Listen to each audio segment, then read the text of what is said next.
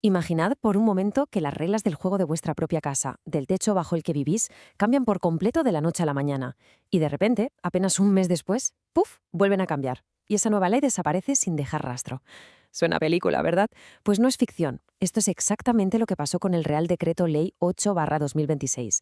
Fue una normativa de vivienda importantísima que, literalmente, se esfumó tras solo 35 días. El rastro de caos e incertidumbre que dejó fue, bueno, no tiene precedentes.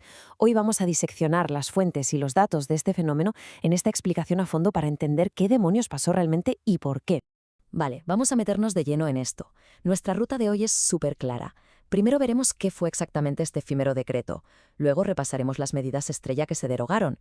Pasaremos a los escenarios reales tras su caída. Entraremos en el gran debate jurídico de fondo. Y para terminar, hablaremos de la actual fragmentación legislativa. Sección 1. El efímero decreto 8/2026. La corta vida de una ley. A ver, el Gobierno aprobó este texto con carácter de urgencia. La idea era dar una respuesta rapidísima a las consecuencias económicas de la guerra de Irán. Pero claro, esa emergencia chocó de frente con la cruda realidad política. Fijaos en las fechas de todo este proceso porque son alucinantes. El 20 de marzo de 2026 se promulga la norma. 2 días después, el 22 de marzo, entra en vigor. Desde ese preciso instante, ¡boom!, sus normas ya rigen el mercado del alquiler. Pero aquí está la trampa. Nuestra Constitución exige que estos decretos leyes sean convalidados por el Congreso en un plazo de 30 días. Y ahí llegó el colapso. El 28 de abril el Congreso dijo no y no le dio su respaldo. El decreto quedó derogado al instante. 35 días exactos de vida útil que dejaron a ciudadanos y a juristas en un limbo de inseguridad jurídica tremendo. Sección 2. Las medidas estrella derogadas. Lo que el decreto realmente hizo. Entonces, la clave aquí es entender qué nos jugábamos y qué cambió exactamente en los contratos de alquiler vigentes. Básicamente, el decreto introdujo una prórroga extraordinaria de hasta 2 años. Si a un inquilino se le acababa el contrato antes del 31 de diciembre de 2027, podía pedir esta extensión. Y lo más fuerte, el propietario estaba obligado a aceptarla sí o sí, manteniendo las mismas condiciones. En la práctica, era un escudo temporal absoluto frente a la finalización de los alquileres. Pero ojo, que la cosa no quedaba ahí. Ese número, el 2%, se convirtió en un muro infranqueable. Durante esos fugaces 35 días, el decreto impuso un tope estricto a las subidas del alquiler para los llamados grandes tenedores. Daba igual lo que hiciera la inflación o lo que hubieran pactado antes las partes, el límite era el 2%. Y para el resto de los propietarios, si no llegaban a un acuerdo mutuo con el inquilino, pues lo mismo, el 2% operaba como techo máximo, sin excepciones.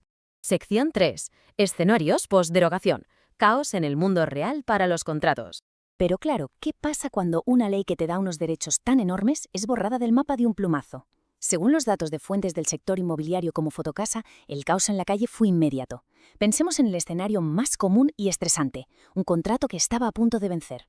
El inquilino, muy atento a la nueva ley, pide formalmente su prórroga justo en esa ventana entre el 22 de marzo y el 28 de abril, justo cuando la ley existía. Entonces, ¿qué pasa con esa petición ahora que la ley es historia? Pues la respuesta legal, según los expertos consultados, es clarísima. Esa prórroga es totalmente válida y va a misa. Como el inquilino ejerció su derecho mientras la norma estaba vivita y coleando, el propietario está legalmente obligado a respetar ese periodo extra de 2 años. Y da igual que luego el Congreso haya fulminado la ley. Lo hecho, hecho está. Vamos con una situación un pelín más espinosa, donde chocan 2 derechos enormes. La ley general dice que el dueño puede recuperar su casa si la necesita para él o para un familiar directo, siempre que avise con tiempo.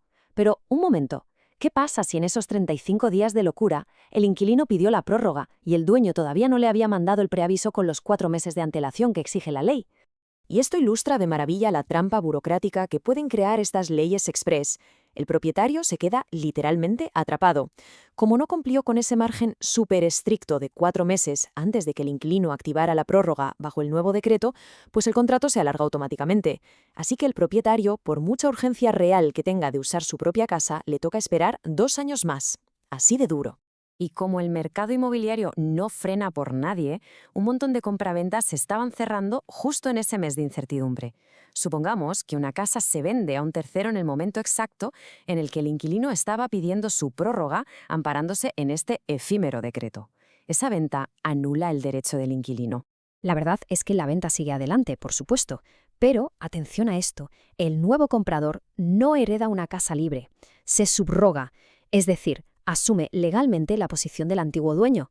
lo que significa que el nuevo propietario tiene que asumir sí o sí la obligación de respetar esos 2 años de prórroga extraordinaria, una prórroga solicitada bajo una ley que ya no existe. Sección 4. El gran debate jurídico. ¿Sobreviven los derechos a una derogación? Todo este lío práctico nos empuja de cabeza a un debate académico y constitucional de primer nivel. Es un auténtico choque de trenes en el mundo legal. Por un lado, juristas como Julio González García defienden a capa y espada la teoría de los derechos adquiridos. Básicamente dicen que, al pedir la prórroga, el inquilino mete ese derecho en su bolsillo y se vuelve intocable, sobreviviendo a la caída del decreto.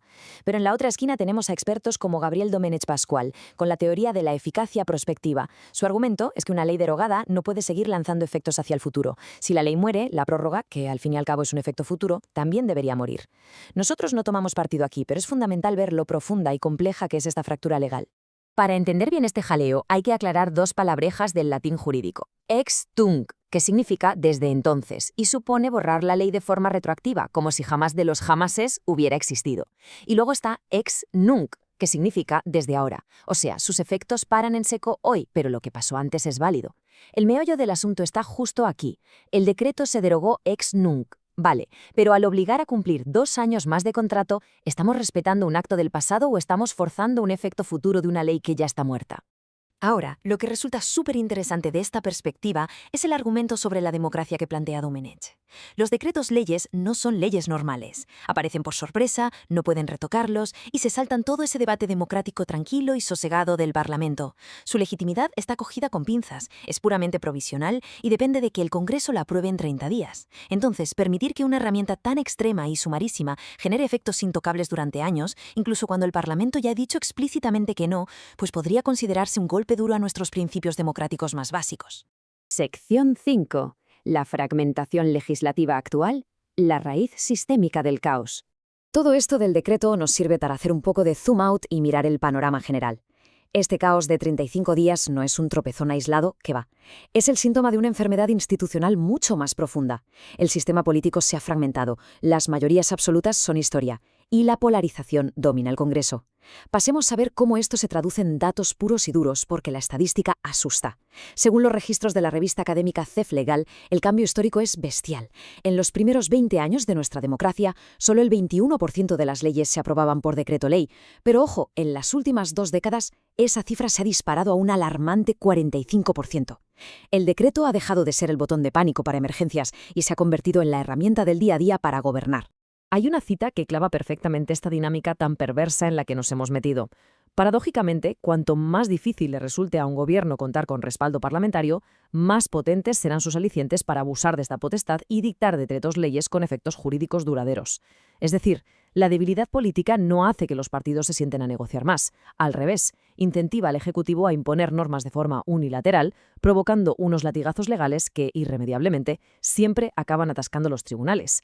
Y es absolutamente vital entender que este es un problema estructural de la propia sala de máquinas, no de un color político concreto. Hoy estamos diseccionando el caos del Decreto 8/2026, enfocado en políticas de vivienda que habitualmente asociamos a la izquierda. Pero es que mañana esta misma herramienta podría usarse por sorpresa para aprobar beneficios fiscales o privatizaciones habitualmente asociados a la derecha. Independientemente de quien esté en el poder, saltarse por sistema el proceso de debate estándar nos condena a todos los ciudadanos a vivir en una montaña rusa de inestabilidad y volatilidad jurídica constante. Lo cual nos deja con una reflexión final ineludible. Hemos visto cómo una ley importantísima nació, puso la vida y los contratos de muchísima gente patas arriba y murió en solo 35 días. Viendo que gobernar a base de parches y decretos parece ser la nueva normalidad, tenemos que preguntarnos, a medida que esta fragmentación legislativa se hace más y más profunda, ¿podremos los ciudadanos confiar alguna vez en la estabilidad de las leyes que rigen nuestro día a día? Es una duda inmensa sobre el futuro de nuestra seguridad jurídica, y ahí os lo dejo. Con esto cerramos nuestra explicación de hoy.